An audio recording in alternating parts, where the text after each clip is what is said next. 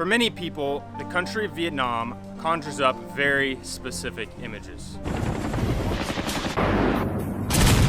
And unless you've been here for pleasure or for fun, those images are often associated with one thing: war. And while it's important to know and remember our history so that we don't repeat it, it's also important to see and experience things as they are now. So today we're going to show you a different side of Vietnam, a Vietnam you didn't see in your high school textbooks. Today we're going to show you the prettiest city in the entire country. Welcome to Hoi An.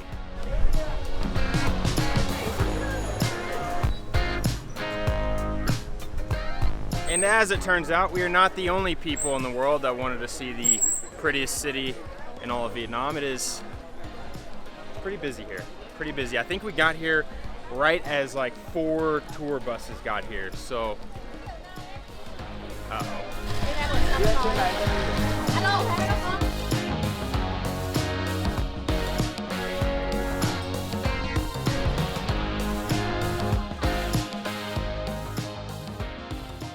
This will be a strange comparison for any of our new viewers, but as we were walking around town, we were thinking that it really reminded of San Miguel de Allende in Mexico, an extremely beautiful city in central Mexico. Just kind of had that same feeling, same vibe, if you will. Everybody's walking around, dressed all nice, taking pictures.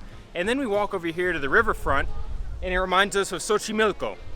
So you can leave Mexico, but Mexico can't leave you. It's like everywhere we turn, we feel like we're in a different part of Mexico. And actually, Vietnam as a whole, the entire time we've been here, has really reminded us of Mexico, from the outgoing people to the cuisine. I mean, the cuisine's not quite Mexican. And actually, speaking of Mexico, we did find tacos yesterday.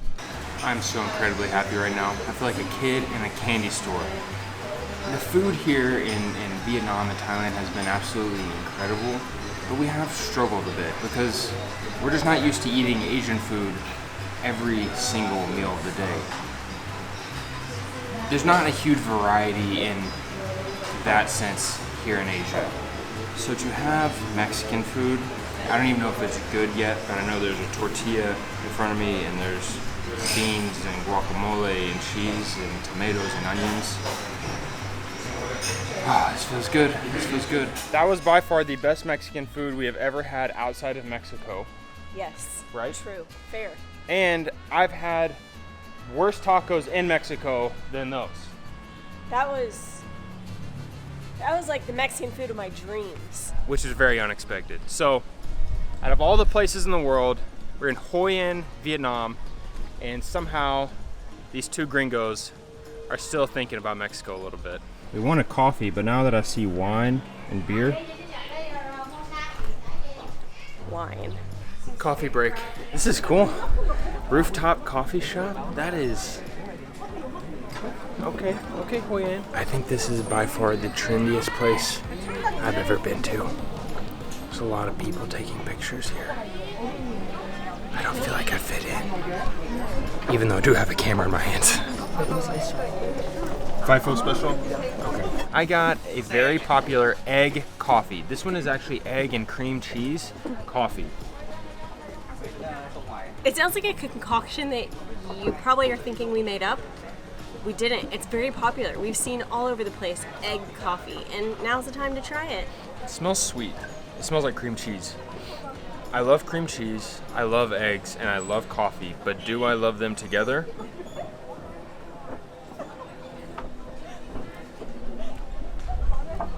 So far I do. It's like cake on top of my coffee. Do I stir it? Yeah. I don't taste any egg. That's really good. I don't know what's in it. I don't know how they make it. But that is very good. Eggnog.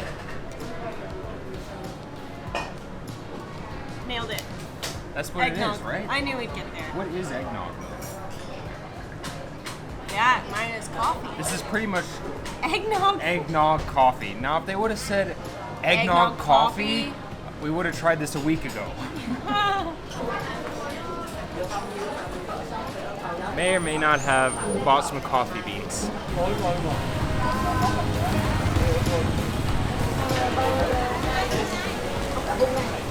So far in Vietnam, our very favorite food so far has been the banh mi sandwich. They're absolutely delicious. And today, this feels incredibly special because not only are we eating our favorite Vietnamese food, but we're eating what is supposed to be the very best one in the entire country. And that is coming from the great Anthony Bourdain, proclaimed this to be the best banh mi sandwich in all of Vietnam. Regardless of what this tastes like, I feel like it feels so special to be here, about to eat the same sandwich he ate, to be at the restaurant he ate at, to be attempting to experience Vietnam in a similar way that he did. It's just, I don't know, it just feels special. Now, enough talking. Tony, you weren't wrong, my friend. The bread on this is what makes it. It has been our time in Thailand, we were missing good bread. But Vietnam and the French have come through for us because the bread on this is amazing. The pate, the liver pate. Listen to this crunch.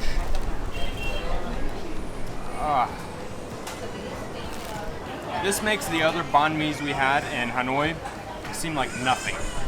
It's that good. Really? Oui. That's gold. I can tell you all day just how delicious this sandwich is. The best way is to show you. Just ordered a second one.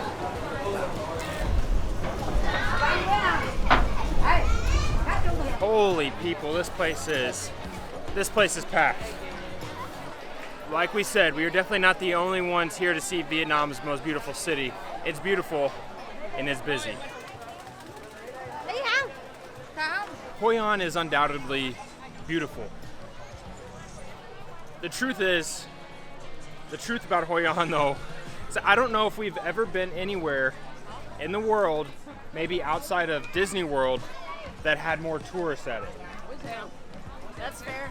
And we're part of that crowd. We're walking around with the camera just like everybody else. We're no better. But it's definitely not a hidden gem. It's not off the radar. Off the radar? It's not off the radar. It's not off the radar. It's on the radar. It is Hoi An is very on the radar. And it's a gem, but it's not hidden. It's a very discovered gem. Yeah. But I mean, that's good for the city, right? Good for Vietnam, I suppose. Oh, just hit a little kid with my fist.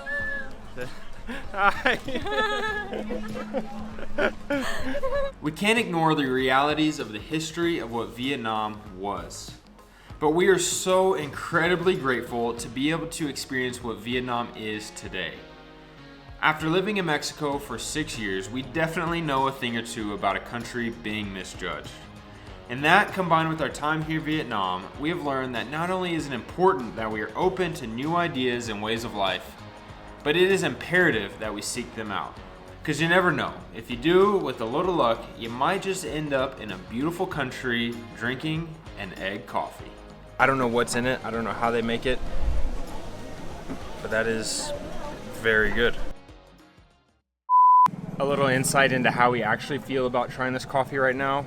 How we actually feel about trying this coffee right now is that it's 4 o'clock in the afternoon. We really wanted to try this coffee in Hoi An, but we usually don't drink coffee like after 11 because we won't sleep well at night. We're gonna be wired. We're getting old. That's what it is. We're getting old. We're getting so old that drinking coffee at 4 p.m. is concerning. Just living life on the edge, baby.